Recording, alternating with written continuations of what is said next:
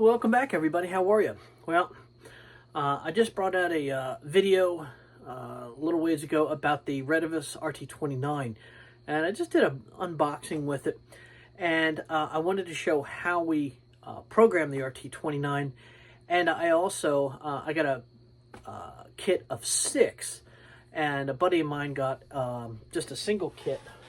And if you just buy a single kit from Retevis, what that kit gives, and I want to go through the programming itself. A lot of people say that this is only for ham radio, and they're actually incorrect. It's actually, you can use it on GMRS as well. And what does that mean, actually?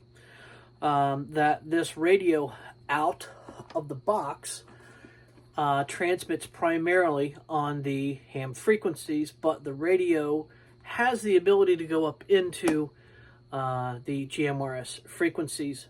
And with power updates, once you read the code plug, this is perfectly legal for anybody with a licensed GMRS, and you can even use this on FRS. But yeah, you could if you'd like to.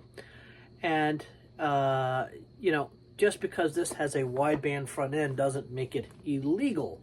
You have to remember that it is, the onus is on you in order so that when you obtain your license for a set frequency or a select service itself, whether it's amateur radio or GMRS or business band or whatever it may be, it's up to you to figure out to comply to those regulations that you have been licensed for. I want to make sure that I comply with those because, you know, we want a civilized society, and in that, we have rules within that. And if we don't play by those rules, it just leads to anarchy. That ball just goes down the hill. But, so, I want to showcase this Retevis RT29, however it comes, however it showed. Open it up. I want us to read the code plug. And what does that mean, a code plug itself? It just means the memory that is within the radio. I want to show you how to read it, how to go through those frequencies of GMRS, and to be able to input that data into the frequency set and then write it down to the radio. So let's get close together, and we'll show you a couple things that we actually need, and open up this box and see what you get with a single radio itself from Retevis. All right, so let's get a little tight. Okay, so what you'll know when you get a single radio from Retevis, my other video showed me getting one that had a 6-pack. This just happens to be a single radio.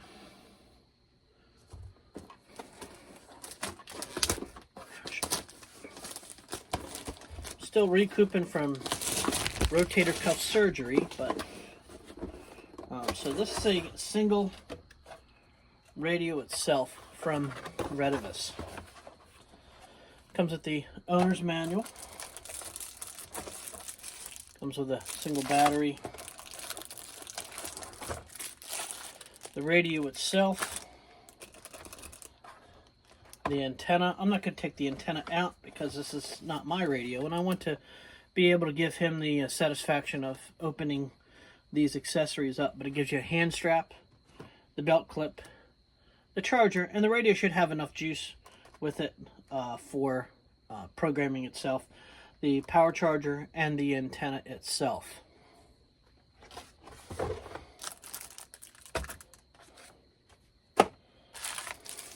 Let's carefully unwrap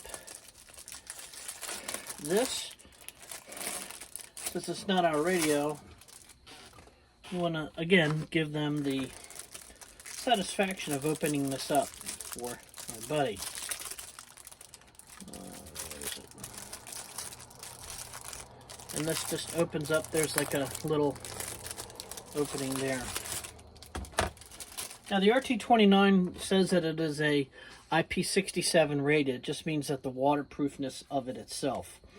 These come with a 3200 milliamp hour battery. Okay. The radio itself has gaskets around this port to keep it waterproof itself. This back is aluminum as a heat sink itself. It does have a gated channel. Okay. So when you get it, you can turn it one way or the other, and it stops from 1 to 16. Okay, it's a 16 channel radio, and the off and on itself, and then that's where the antenna goes itself. But for quickness of not knowing where you are in the middle of the band, if you put whatever frequency you want that you use mainly, either at channel 1 or channel 16, you can spin this directly to there. In the fire service, all of our public service radios had two sized knobs so that you could reach down whatever and find out, oh, this higher one is for my channels, and that's for the volume itself. The side here has the Motorola style of connector itself that doesn't have the Kenwood 2 style pin. Those pins themselves don't allow water and dirt inside the radio itself. You'll also notice on the side here is the large PTT, okay, and then two programmable buttons. You can program these to a myriad of things, and then when we get into the software, I will show you what's actually in there itself. The back has the ability to put your hand, little lanyard in there, this little lanyard itself will feed through there if you want. Or if you remove these two screws, okay, see these two small screws? This is where you attach the belt clip to the back of the radio itself. So let us put the battery pack on. So the battery pack itself goes on. Okay, you just put it on the radio. And at the bottom, that's where it clips in. Okay, that's all it does. And you turn it on. On. Okay. And you have the happy little Chinese guy telling you channel 1. Now, to program this radio, you need a cable. Initially, when I ordered my 6-pack of radios, I just ordered a program cable. I didn't pay attention. I saw the picture, and it had the multi-pin connector, but it was actually wrong. They make 2 of these cables, okay? So this is JP9137P, okay? And on the pack, this says for a programming cable for an RT87. The connector is the same, but if you buy this 9137P connector, this won't program this radio. It was very frustrating. So I had to go back and I had to purchase this one. This, the correct version, is a J9131P. Okay? 9131P. Not a 37P, but a 31P. And this will absolutely read the radio. I didn't know that the first time go around, and I was going around, and I finally contacted Retevis and said, hey, what's going on? And it's the same programming plug as the Alliance H1. All right, so let's go and get the software and bring it up and see what this looks like. All right, so when you're on Retevis's site, this is the radio, and this just happens to be for any of their radios itself. So what you want to make sure is that you buy the specific band that you want. If you're doing GMRS, it's a UHF band, okay? And you can get it in IP67 UHF, and that's what this is. You can get this, and it's a little cheaper in UHF as opposed to the weatherized version itself. This is $60 itself. As at the time of filming, they are $55 without the waterproof radio itself. Lovely windows. Okay, so when you buy the radio itself, you're going to buy that, and you add it to cart, blah, blah, blah. But as you go up to the top here, you will notice that there is a overview spec, but we want to make sure that we go to the support tab itself. The support tab will give you a firmware and a software update.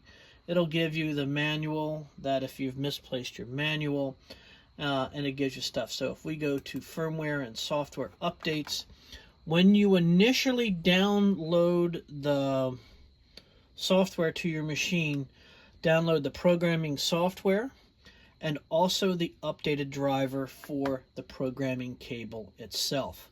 So do that and install it. It's very simple to do. So what we're going to do now is, once you've downloaded it and installed it, this is what the screen looks like. This is just a blank radio, nothing new itself. It's there's no code plug read. So what we're going to do now is we are going to read a code plug itself. And the code plug, again, is just fancy terminology. It's a Motorola term. The code plug that's in it is the memory that's in the radio itself. So let's go do that right now. So there's a couple things that we need to do. One is take this side cover off.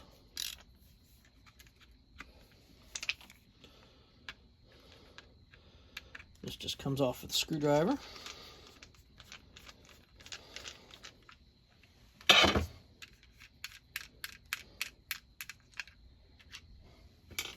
Okay, and you'll notice that there is all kinds of like little connectors that are on there itself, and then that's the side cover itself. Okay, that's the side cover. But that's what we're really kind of worried about there today. So we want to make sure that we've installed the driver, that we have the correct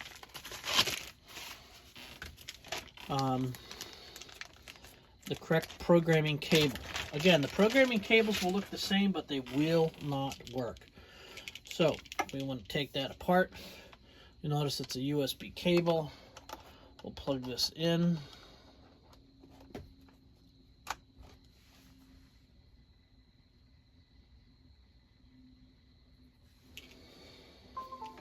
You'll notice your computer will acknowledge it. You'll notice on the cable itself it has 3 of these tabs. Okay, and you guys see that?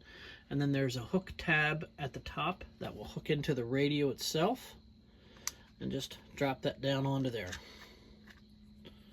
Okay, doesn't need to be tight, just finger tight. You can see that this is just a finger tight thing. You don't need to screw it down or hard or anything like that. The radio is currently on now, but... 1. Okay, so we want to make sure that the radio is on. It doesn't matter where the volume is. On some of them it is.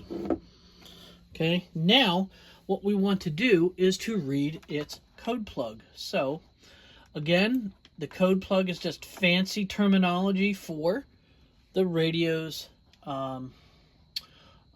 memory inside. So what we need to do is a couple things. One, we need to make sure that we're on the correct communication port for that. So it comes up as COM port 3. Then, then we can go over to read the data from the radio. So there's a couple things here. There's save it, there is read the data from the radio, the communications port, and then write to the radio, and then there is up top here is a help question itself. So I've selected read from the radio itself. We're going to select read, and then we're going to click go. You'll notice that the radio will, it's already done it already, but it will blink green and red. And gee, look at what we have there.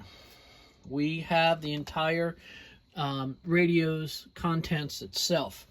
Now, what you'll notice here is that these are set up for, these are set up for amateur radio. So we do not want that, okay? We are GMRS people. So what else that it has on there? It has all of these C-code, CTCSS, and digital codes, both encode and decode. Power is high to high, whether we can scan it or not. It's spacing, whether it's wide or narrow band. And then there's a thing called more tab that's over here.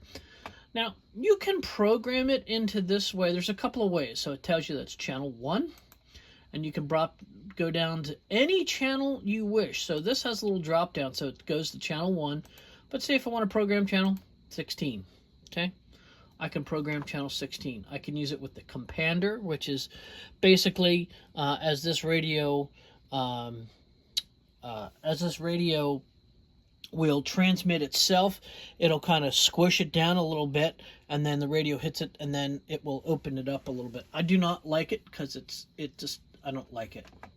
So it does have a scramble type of mode, so you can scramble the voice, and you can choose to do that if you wish to or not.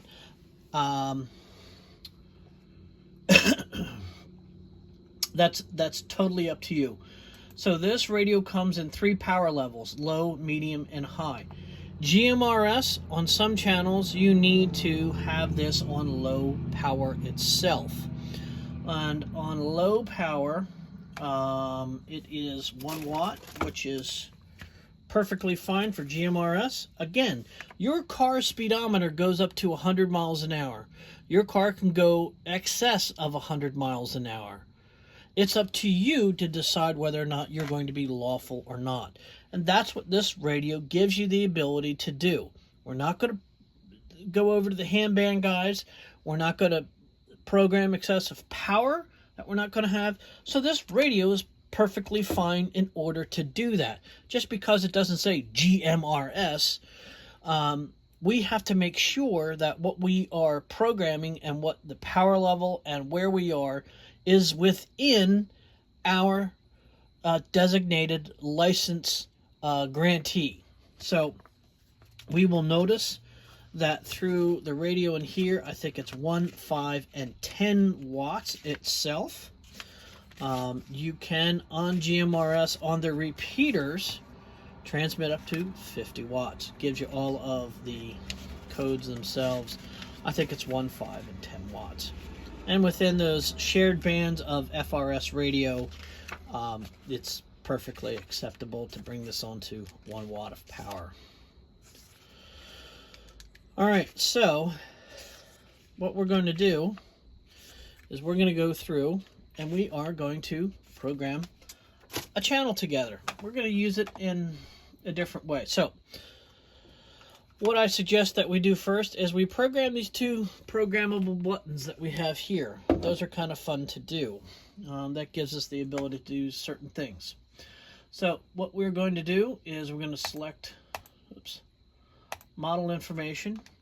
So the model information itself, when you bring that up, just tells you what the radio is, whether it's a VHF or UHF, and this tells the machine, this tells the programming software itself. You cannot change that. Settings, key functions themselves. Now, when you go over to edit, you can select key settings and function setup. Okay, and they both do different things. So we're gonna go over to the key settings first. That's these 2 buttons here on the lower ones. And we can change those to whatever we want. So the first one is monitor. That's the squelch. So if somebody is far out and you're having a hard time through the squelch setting to pick them up, you can do that.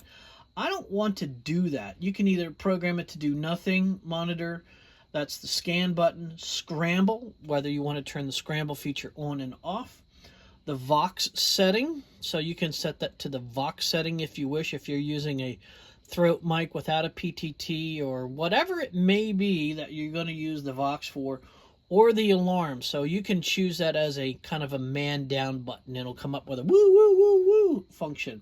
So I'm going to use this upper button for the scan mode itself. And what are we going to pick up? Scramble? We'll check up scramble if you want.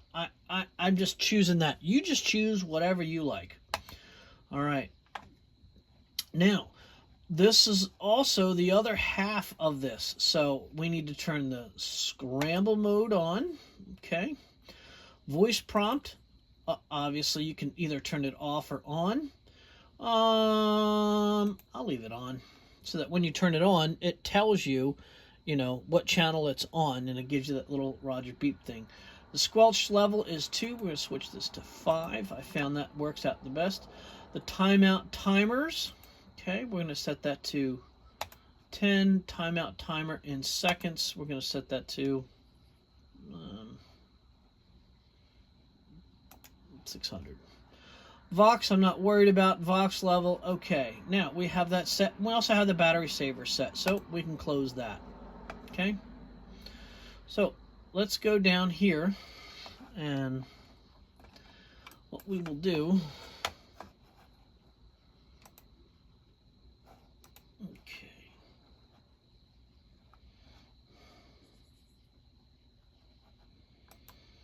Alright, so... There's 2 ways that you can do it. One is in this feature itself, is that you can go through and rate to there, or you can do as we had before, which was that more button that shows us each individual channel. I like it in this. I like to program in this feature because I can just go right along. Now, this is stock. This is the stock radio function. So I'm going to save it. Oops. Yep, and then we're going to save it as RT29.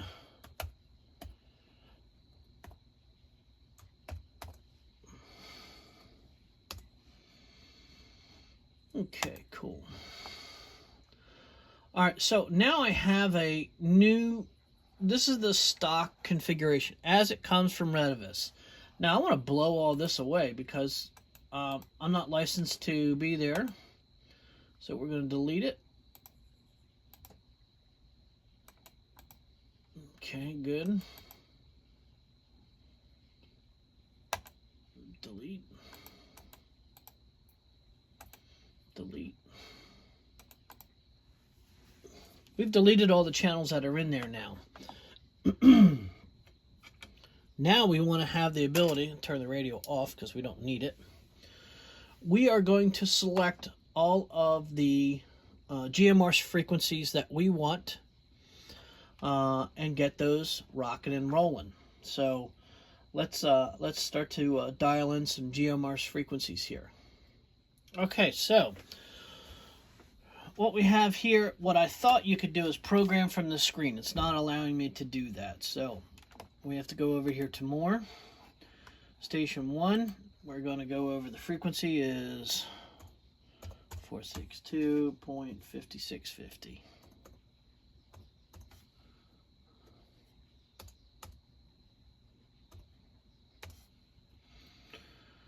No codes. Okay. All right, so we're going to change this. It can't be high. It's got to be low power. I'm going to add it to my scan. I'm going to choose wideband. You can either choose narrow or wide. And we want wideband, CTCSS, and tone that we're not. Okay.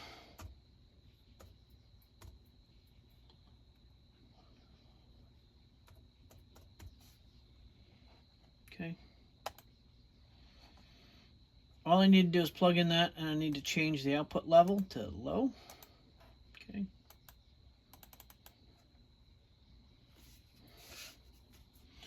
And we're going to continue to build this code plug itself.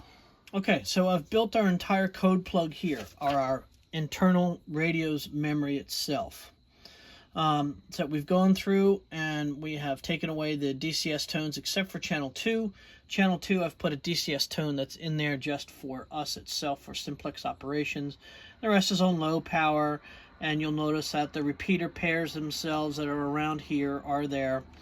And it comes up with the correct CTCSS tones on there. We're on high power. It's added to our scan list. That's going to be written to the radio. They're all on there. So you have your plug. I have saved this, and I've called this code plug version 1.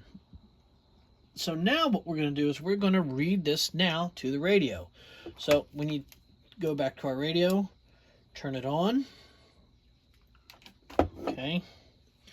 And we're going to go and read to the radio. So we're going to make sure that we check our COM port. COM port hasn't changed. Good. And then as we read to the radio, as we write to the radio, as we write to the radio, you can see 1. And now we have programmed this radio itself. It's just that simple. It's just that easy. You take this off, okay, and you're ready to use. I'm not going to open the guy's thing up. I want him to have the joy of that. But that's just how easy it is to do that. And you can listen to other stuff. Like this channel itself here is my local radio for public service for fire EMS, and that is set for their own low power, but that's not in the machine itself. It's a digital system.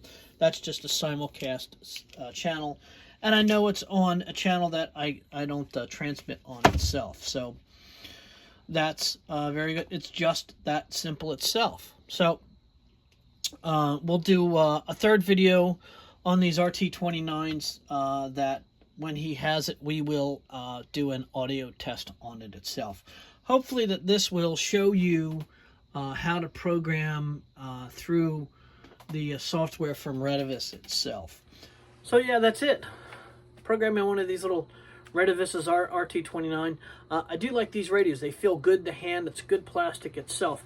I know in the public service field, when I was using the Motorola Apex and the XTS series radios, they were very heavy. This harkens back to that itself. If you were to pick up say a Kenwood public service radio, it feels exactly like that. One thing to note, that if you guys are running old Baofeng radios, any of the small squatty things, this will not fit in any of those pouches. It's way too tall, even the ones with the extended battery, because it's way too thick.